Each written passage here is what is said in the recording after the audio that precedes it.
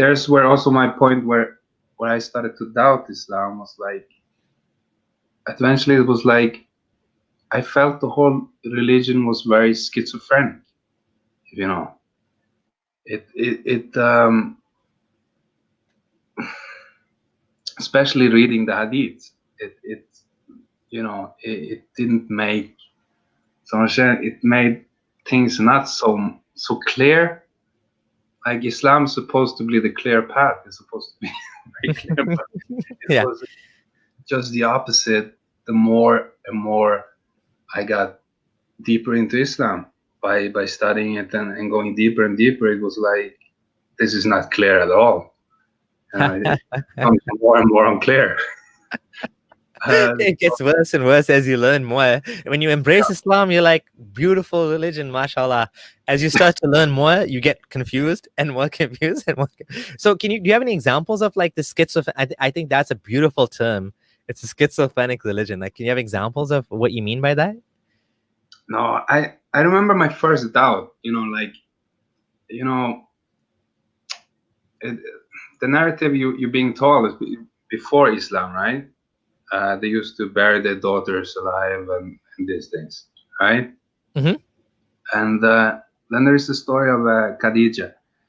She was a wealthy woman, and she hired Muhammad and all this, and rich, independent woman was my view. Like, this, in one way, doesn't make very much sense, being like how the society was supposed to be at that time. It seemed like women had much rights, right? Yeah. So it was contradicting itself by the example of Khadija. That's a good point. That's actually a good point. I just want to add to that a bit. The idea that Khadija, this woman in Arabia, was doing her own business, had a lot of wealth she inherited from her father, or I guess her father, uncle or something. And she was able to basically hire men, work with men, do business, do trade, and get more wealthy, contradicts the idea that Islam, the talking point that Muslim apologists use, which is Islam was so bad, pre-Islamic Arabia was so bad for women. They couldn't do anything, right? That's what you're saying. Yeah. Yeah. So I was trying to make sense of that. Really, was she the only exception? Like, or is there something that's not like completely right? But there was also like I remember where I first like really first it was, of course, some hadiths that didn't make sense, like was contradicting the behavior of the Prophet. Mm-hmm. Like, you're always being told the greatest example. And then you have I would understand if it was not from Islamic sources, then you can say there's people trying to discredit Islam or doing this, but it's the own sources that, like, for me, why keep this if it's making so much harm? And also, to be honest, I started to have problems with Muhammad as the perfect example, as the biggest role model. And even for me to be a Sufi, where you consider it to be spiritual and these things, because I had you're doing some mental gymnastic, trying to interpret some things. You really have to do that. You have to work really hard. And especially among Sufis, like with Sufis, Muhammad is like, I don't want to say he's God, but he's like next to God compared to, like, Salafis, they have a certain maqam of Muhammad. He's the best man and whatever. But Sufis, he's like, I've heard one Sufi mosque, they actually said all of this universe and everything in it before and after was made for Muhammad. Like, that is Muhammad's status in the Sufi community. Like, they're crying for him and this and that. You don't find like Salafis crying about Muhammad. Like, they don't have that connection, right? But now yeah, so that's why it's very important to feel love for Muhammad in the Sufi. And if you start to struggle with that, you're not a good Sufi. Yeah, right? Not a good Muslim even. No. not a good Muslim. Yeah. I mean, So there do you was have any examples of what Muhammad did that was like caused you problems? Like you have a specific example that what did you read about this in the hadith? Did you hear about this at a khutbah and you're like, oh, this is odd?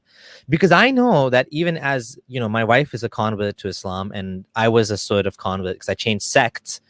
And I used to come across things when I read the hadith and I was like, oh, that's weird. Like Muhammad did this. But then I would ask my friends, they would come up with something. I'm like, ah, okay, fine.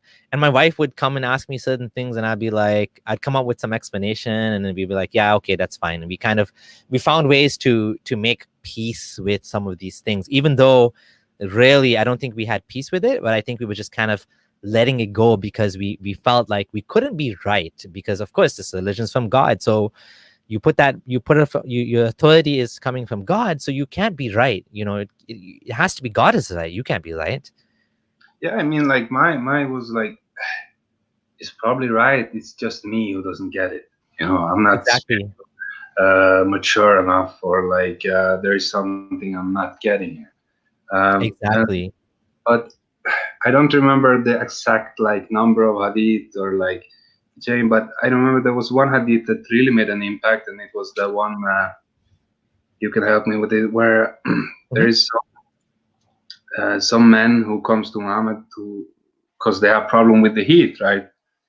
And he says to camel urine to go and get camel urine. This, and I don't remember correctly if it was that they stole the camel or something.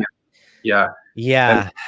But the punishment was so barbaric that, like, forget about the Vikings. This was really like, oh, the nails or the eyes. What it was real bad. I was Yeah. like, can't be a merciful. This is not merciful at all. It's not. It doesn't make any sense at all. So that really shaken me. But then it's like the whole thing with it's not the real hadith, or like but Well, this one was definitely a strong hadith. This is in Bukhari, so this is the best, one of the most authentic collections. And even there's a verse in the Quran that talks about the punishment for those who do treason is you chop off the opposite leg and hand, and they'll be crucified, right? So it is kind of mentioned in the Quran as well. Not this specific thing, but yeah, this is like extremely bad.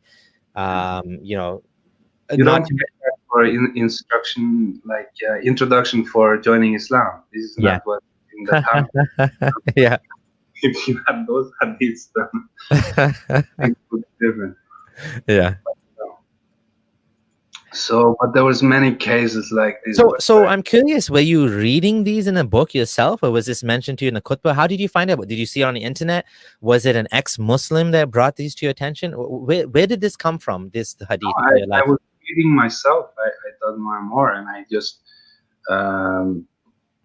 by accident, like it came this hadith, and I used to borrow also some books from the mosque. And there suddenly it could pop up some things that's like, this doesn't make any sense. Let me check it out. And I just dig more and more, especially online, doing like, but this, of course, through Islamic websites, because that's trustworthy, you know. Yeah. Because like I mentioned to you before, like I saw a video of David Wood and Nabi. They had that thing where they was reading hadiths. That was really crazy. But that didn't affect me at all. I just felt like, no, this is like people who is Islamophobic, or, you know, this is people trying to discredit Islam. They don't know anything. And even though he never was a Muslim, you know, he was never a real practicing Muslim. So he was maybe undercover Christian, you know. So, but Nabil, you mean? The Muslim. Yeah. Oh, okay. So that's like my mindset as a Muslim. Like, you very paranoid, or like very like, no, ex-Muslims or people who talk against Islam, they just don't get it. You know, they misinterpret something, or they haven't. They don't really get it. No. sounds like a quote, really. No, you just don't get it.